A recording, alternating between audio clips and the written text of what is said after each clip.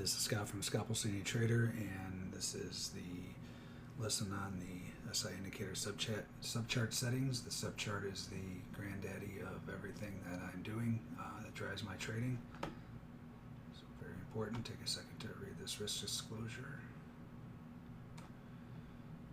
So this is the page. You get the link here that'll bring you to the explanation of the subchart. We've talked about icebergs and stops in prior videos.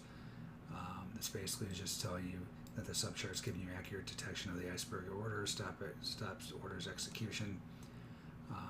So that is this here. We'll look at in further depth, and it just kind of goes over the icebergs, and we'll get into these. This is more for programmers. You can go down a rabbit hole with this stuff, and we'll talk about these different modes as well.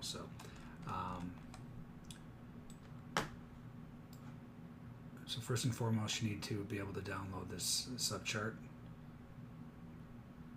add-on.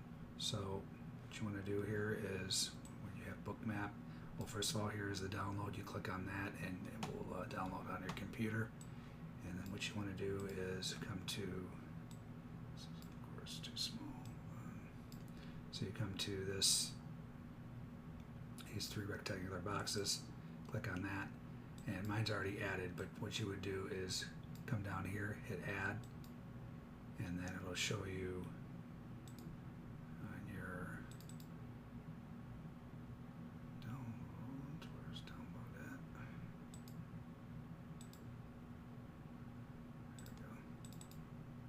So it'll look something like this, right? So you would download the most recent version from that link, and then you would bring this in, you double click on that, and it will populate onto your, it'll load up, and you'll have this look here. We'll come back to that in a second. Again, click on that for the download. So this is just kind of what I showed you. You click on this. This is an older screenshot, but you click on that and it'll tell you the current version. Always make sure you're up to date on the versions. You can keep track of that in the Bookmap Discord. To always see what version they're on, but nowadays they have just quickly it should update automatically or offer you the option to update automatically, or you can go here, settings, manage plugins, and then Bookmap add-ons. Always make sure that you have the most recent version. For some reason this tells me to install. So the newest version is 3.6.21. This is August 17th, 2023. When I hit that, it just says it's already loaded, so I'm not sure why, but this is how you can always, if it says it's already loaded, then it's already loaded, but you can always come in here to make sure you have the latest versions of these add-ons. Most important, obviously, are the subchart and the on-chart, so make sure you have that going. That's on the main page of Bookmap where you can find that under the settings. So we talked about bringing the add-on into Bookmap. Alright, so then we'll go over the settings here. So there's a couple different settings that I use that are available. We'll actually look at this on my other computer. Hold on one second. Let's go over here.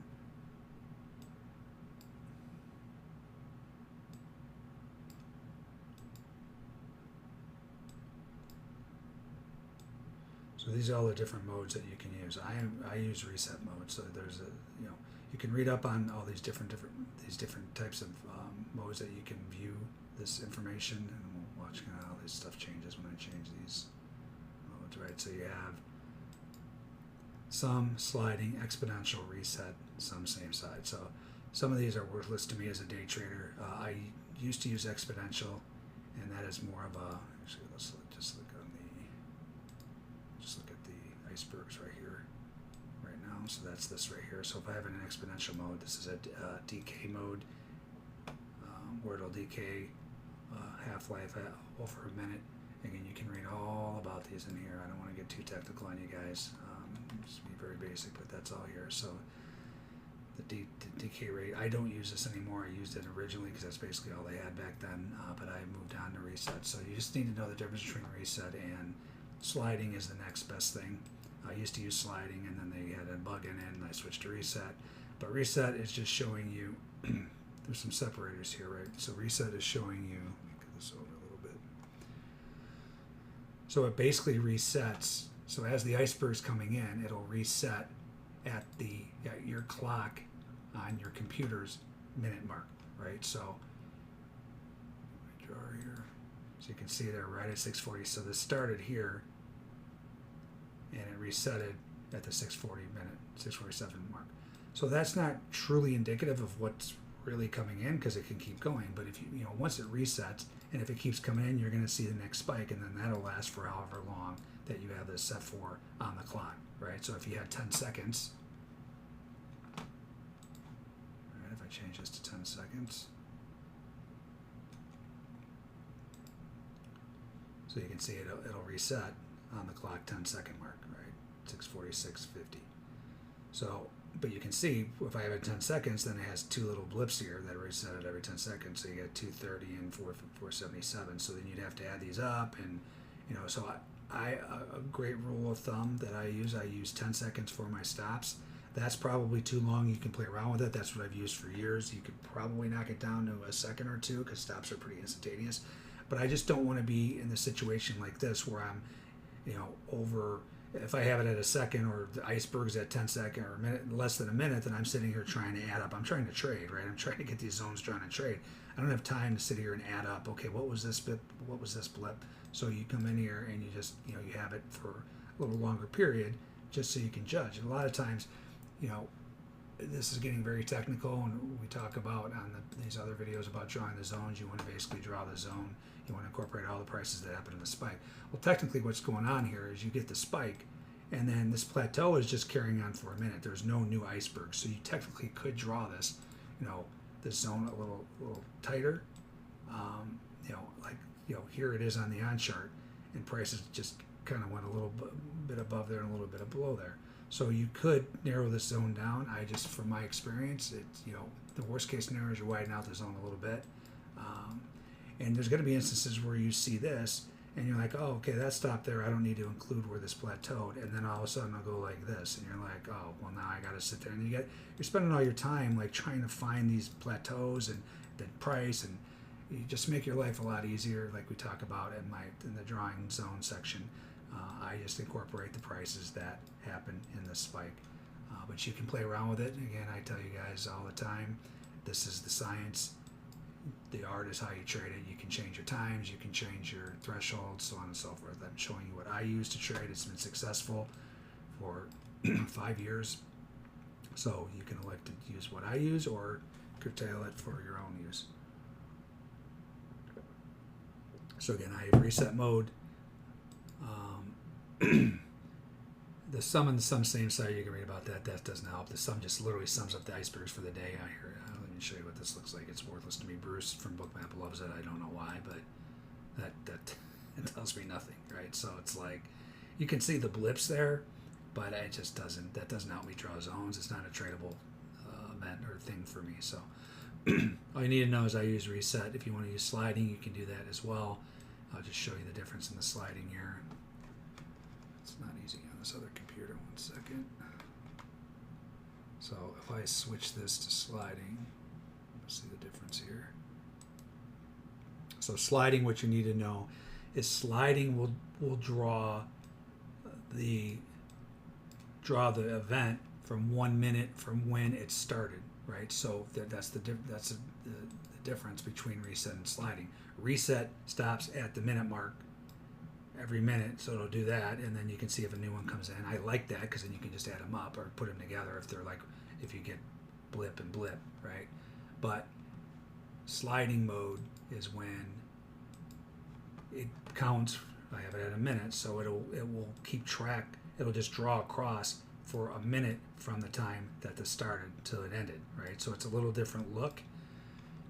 Sliding, you get much bigger areas a lot of times. I like to see reset because I know it. I already know it ends at the minute, so I'm not like, okay, well that's the end of the iceberg. Especially if it comes in more than so say I get 1,000 and then I get 300 and then I get 200. Well, these aren't threshold, but I know that iceberg was basically continuing. It just cut down at the minute mark, so I can include all of that and just have include all those prices in my zone. So this could get confusing. You can go down a rabbit hole. Just keep it very simple. Follow my instructions on my videos about drawing the zone, and it'll be clear to you. And then as you get better at these, you can draw these any way you want. But the bottom line here is I use reset mode. I use 1 minute for icebergs, and I use 10 seconds for my stops. And then the other thing here is this is where you will put in your thresholds. So for my threshold video, ES is 500 for stops. Meaning it will, I have this checked too. You want to have voice and text checked, right? So when it trades 500 or more, and those are my thresholds, that's what tradable events that I will trade off of. It will read aloud whatever you type in here, right? So you can put anything you want in here. I just have ES stops. This is a different computer. I have S&P stops on my other one. You can put anything you want. You can put heads up, dummy, anything you want, right? So it'll not only read it, it'll give you the text alert box, and we talked about this on another video too, on the settings video. That's where you can get here, and you get your alerts. Again, this is a replay day, but you can see all these alerts. So a lot of times when you're sitting here and you hear it fire off and you're looking at something else or on a call or whatever, you can come back and find these alerts on this text page. I already covered this in another video, but that's what that is telling you. This right here. So that's enable text, enable voice, and you do it for both. I do it for both the stops, obviously, and the icebergs. My iceberg threshold you put in this box is 700. I don't mess around with this other stuff up here. I don't do show stop runs only. I just want to see any stops that come in. Filter by minimum traded volume. I don't check any of these. Are all unchecked for me. I do have an align. I align my axes, however you pronounce it. I do align those on the zero line. But you can play around with this as well. You see how that's not. I don't like that. That hurts my brain. So I have a line. So it basically centers it at the zero line, and then I can see what's going on there. And again, there's then you put in your thresholds there, and then this is just telling you how many updates it had for the day. This is only a couple hours in, and already it's 7.5 million updates. So this is pretty incredible. The bookmap could read this kind of information, and that tells you the version.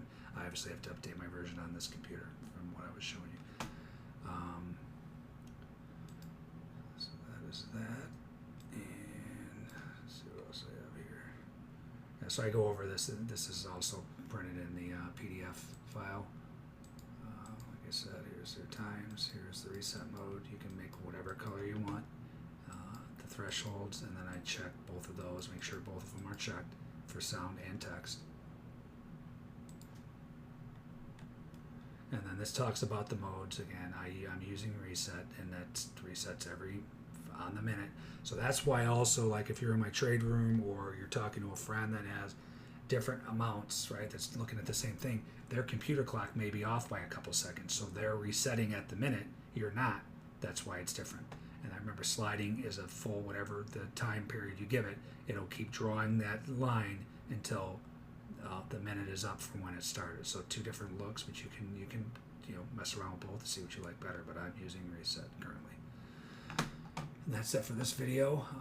Pretty basic, but you want to make sure, especially if you're learning, follow what I'm doing, and then you can adjust as you get better at this stuff.